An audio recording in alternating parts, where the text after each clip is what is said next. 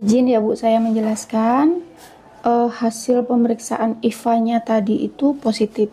Ya, ini pemeriksaan yang kedua. Yang kemarin karena kita anggaplah meragukan ya, jadi kita periksa ulang dengan persyaratan tadi apa? Tidak berhubungan selama 2 hari, 2 atau 3 hari, terus tidak memakai pembersih atau apapun yang dimasukkan ke dalam vagina ya selama 2 hari dan sedang tidak haid ya. Kemarin hasilnya agak positif ya, positif, tapi kita ragu-ragu maka kita lakukan pemeriksaan ulang. Dan hari ini tadi saya bersama dengan dokter, hasilnya positif ya, seperti ini. Jadi ini yang sudah masuk ke dalam kategori yang ini ya, yang ini. Jadi kalau positif ini namanya prakanker.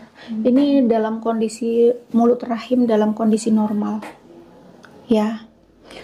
Boleh pantomnya Mbak dikasih ya. Terus ada yang mau ditanyakan? Nggak ada. Penyebabnya ya?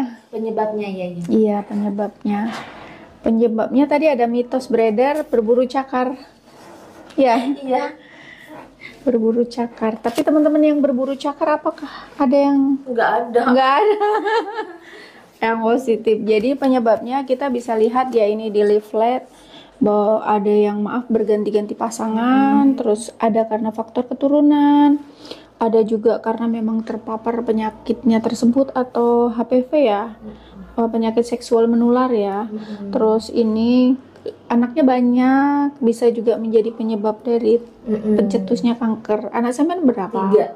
3. 3. Terus ini menikah kurang dari usia 17 tahun. Oh iya. Sampean menikah umur berapa? 19 tahun. Ini kurang 17 tahun berarti nggak masuk kategori ini ya.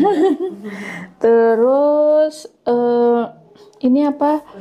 Penurunan daya tahan tubuh. Penurunan daya tahan tubuh ini memang segala penyakit bisa masuk ya.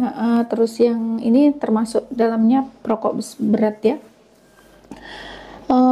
Virus HPV ini juga merupakan ini penyebab kanker leher rahim. Nah ini kalau yang virus tuh biasanya karena ini ganti-ganti pasangan sama hubungan seksual ya. Terus ada yang dikhawatirkan? Khawatir ya, pasti khawatir. Jadi tidak bisa berkata-kata. sudah tidak bisa berkata-kata, sabar. Saya mau bilang sabar ya, memang ini harus kita lewatin.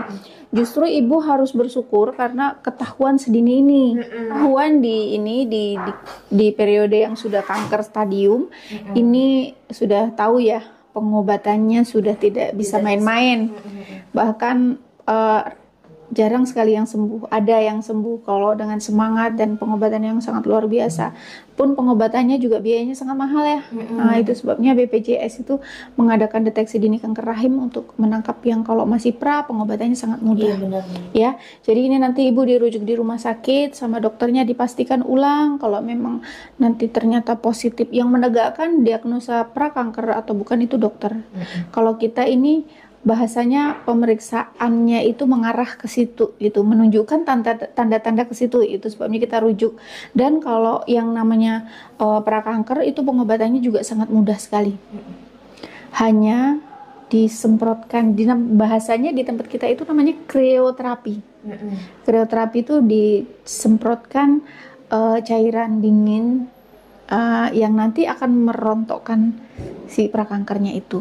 Di tahun ini ada 26, kalau sampean kita rujuk berarti terhitung 27 yang kita rujuk, hampir rata-rata sembuh. Maksudnya setelah dia di krioterapi kita periksa ulang sudah membaik gitu. Satu yang maaf tidak bisa sembuh karena memang dia sudah bukan prakanker lagi. Jadi waktu itu kita juga nggak deteksi dini kanker lagi karena ketika kita buka dia darahnya udah ngalir, jadi nggak bisa, ini udah menuju ke kanker, jadi kita sudah tidak perlu lagi melakukan pemeriksaan deteksi dini kanker rahim begitu ya. Pengobatannya biasanya hanya nginep 1 malam saja.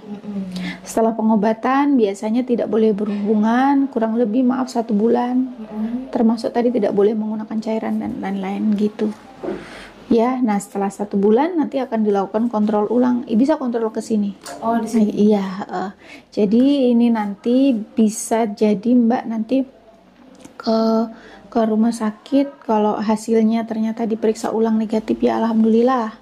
Kalau positif juga pengobatannya itu akan sangat mudah sekali. Begitu. Ya. Biasanya berapa kali berobat? 1 kali. 1 kali aja. Rata-rata pasien yang di tahun-tahun sebelumnya kan kita rujuk 1 kali, tapi nanti setelah karena udah pernah ada gejala prakanker, jadi setiap tahun wajib periksa. Kalau kita yang normal gini, yang maksudnya hasilnya negatif, bisa 3 tahun sekali periksa. Tapi kalau yang pernah positif disarankan 1 tahun sekali periksa. Nah, pada yang positif, pasien dengan positif prakanker ini tidak disarankan untuk menggunakan IUD karena ada masalah di dalam rahimnya berarti gitu. Kalau implan? Implan masih boleh. Jadi bulan depan saya boleh ganti implan? Kalau implannya ada bisa. Boleh. Kayaknya bulan depan bisa karena ini faktor resiko, jadi kita kategorikan boleh. Karena implannya sangat terbatas. Ya. Ada yang mau ditanyakan? Suami udah dapat kabar yang ini? Belum, nanti di... Ya, saya nggak berani ngejawab ya yang soal karena kebanyakan ngetrip baju cakar terus bisa positif kanker, saya nggak berani jawab. Apalagi kalau misalnya udah dicuci, udah dibersihkan juga kayaknya nggak ada masalah deh. Iya, benar. Ya, saya belum pernah ada testimoninya yang seperti itu sih. Oke, Mbak Dita, sehat, bismillah ya, mudah-mudahan aman lah maksudnya ya, nanti setelah pengobatan sembuh total gitu. Oke. Ada satu saran, diperbaikin menu makanan sehatnya. Kalau udah positif seperti ini, karena kita nggak tahu penyebabnya yang mana ini. Iya, benar. Iya, nih kan sudah pernah berganti pasangan. Kita nggak tahu dari penyebabnya yang mana. Apakah karena pernah berganti pasangan ini, atau apakah karena kondisi daya tahan tubuh menurun, atau karena memang faktor tadi daya tahan menurun ini biasanya faktor apa ya? Ya karena menu makanannya yang tidak sehat-sehat tadi. Kalau di screeningnya yang di depan ini, ditanyain suka makanan berlemak, suka makanan bakar-bakaran. Karena menu bakar-bakaran itu juga ternyata termasuk yang pencetus terjadinya kanker. Gitu, yang kemasan-kemasan kayak gitu. Saya penyuka semua jenis makanan. Oh gitu, tapi makanan sehat suka juga. Lebih banyak makanan sehatnya atau yang tidak sehatnya? Yang tidak sehat. Atau yang tidak sehatnya? Ya berarti itu nanti semua diperbaikin, soalnya semua akan membaik. Karena pasien-pasien yang kemarin di terapi pun banyak yang membaik. Bahkan ada yang sudah hamil lagi. Iya. Tapi kamu jangan hamil ya. Sudah cukup. Oke.